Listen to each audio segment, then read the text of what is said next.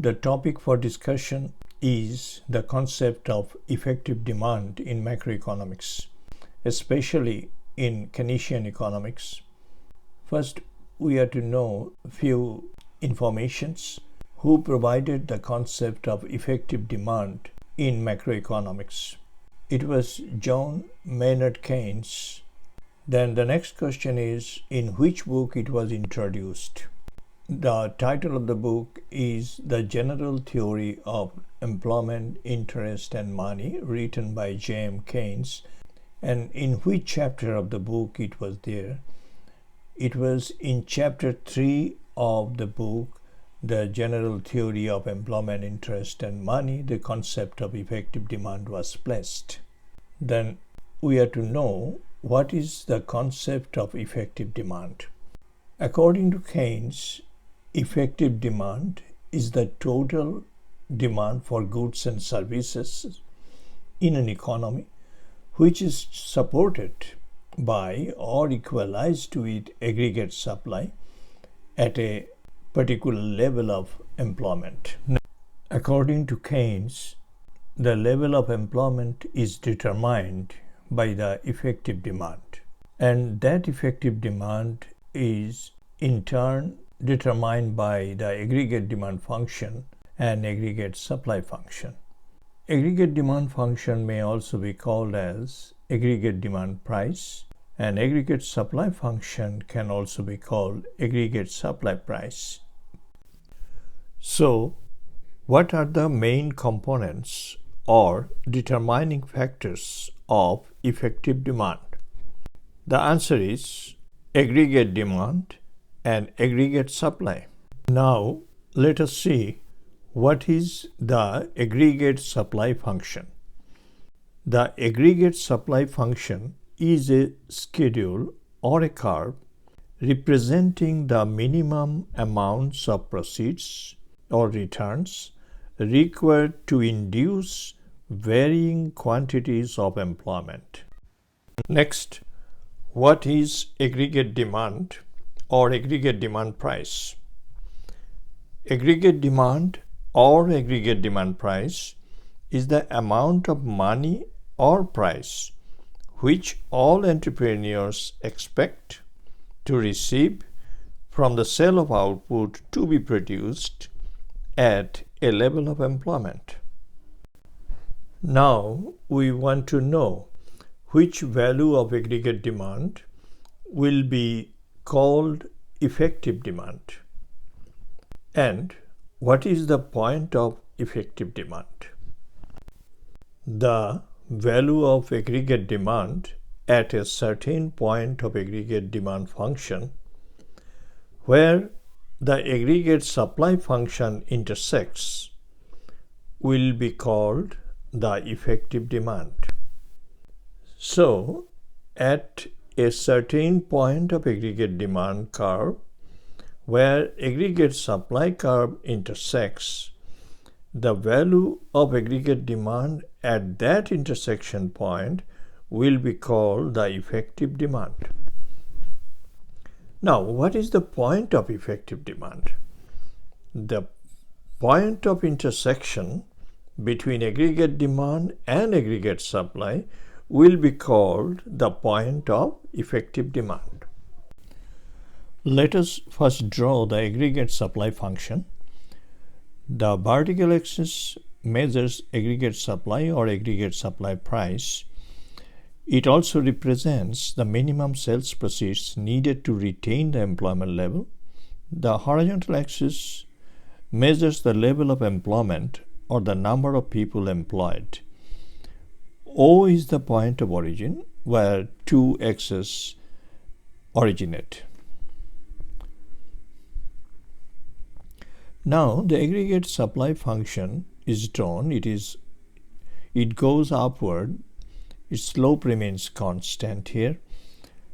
It shows that at each point of the aggregate supply function, with the increased level of employment, the minimum sales proceeds or the minimum cost needed to maintain that level of employment also increases. all these 3 points A, E, C, the slope remains constant of the AS function. What we have learned from the linear aggregate supply function here, this is the aggregate supply function. Here the question arises, why does the aggregate supply curve go upwards? The answer is, there is the proportionate and positive relationship between employment and the minimum returns or sales proceeds. And therefore, due to that positive relationship, the aggregate supply curve goes in the upward direction. The second question may arise in your mind, why aggregate supply function is linear here? Why it is a straight line? The answer is, as additional minimum returns needed for every additional employment is assumed to be constant. That is, the constant returns to scale is assumed here, and due to that, aggregate supply function becomes linear or straight line.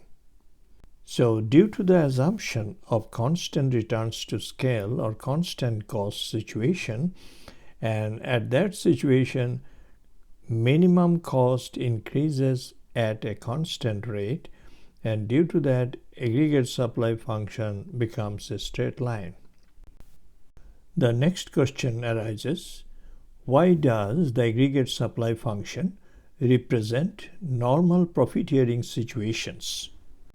The answer is, the AS curve represents the normal profiteering situation with equality of average revenue or average receipts and average cost, implying thereby equality of total receipts and total minimum costs. Now let us draw the aggregate demand curve or aggregate demand schedule. The vertical axis measures aggregate demand or aggregate demand price, and the horizontal axis measures employment. O is the point of origin.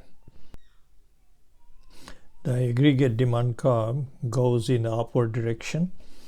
AD is a function of employment. In the horizontal axis, the employment level is shown, and the vertical axis is the expected revenue or receipts have been shown.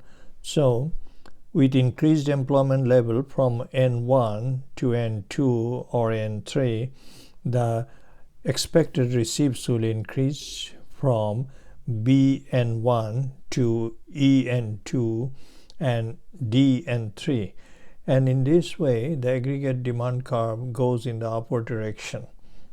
Then what does the aggregate demand curve show? The aggregate demand schedule shows the aggregate demand price for each possible level of employment. Why does ADN go upwards?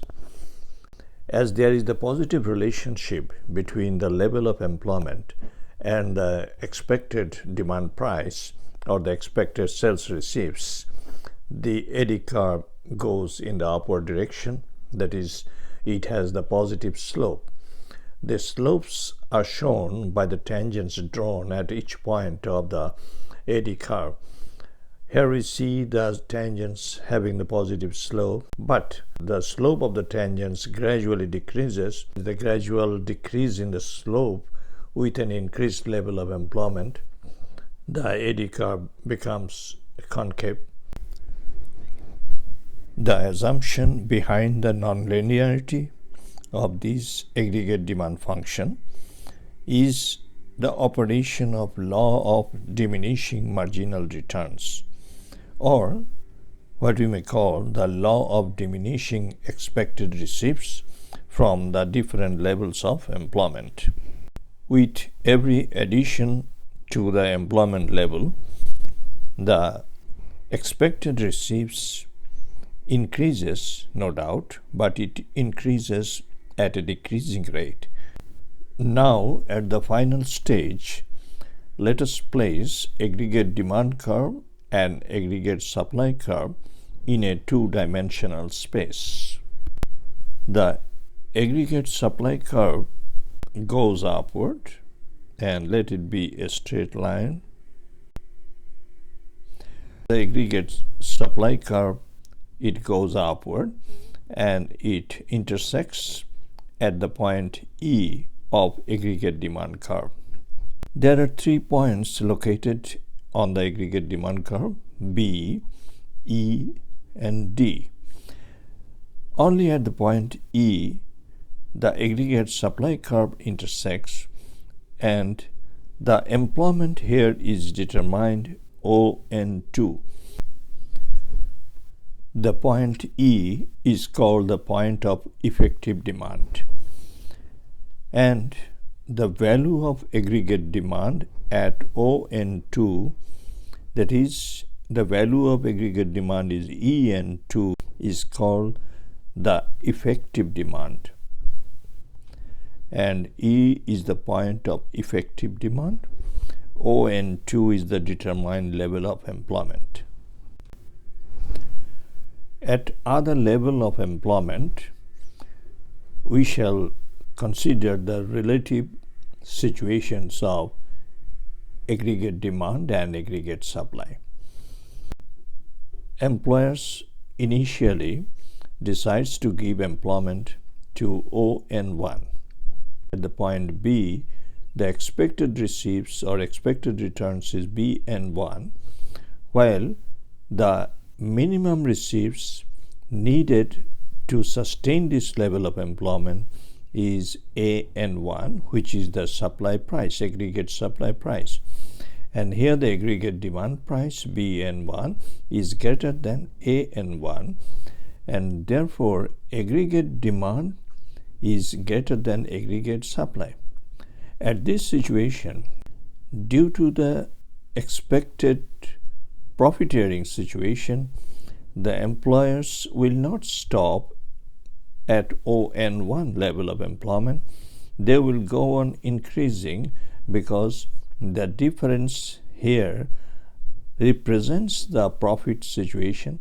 Still there is the scope of earning profit, so the employers will go on increasing employment. From ON1, the level of employment will increase to ON2, where aggregate demand and aggregate supply are equal. And so this is the point of equilibrium where the employment level ON2 is determined.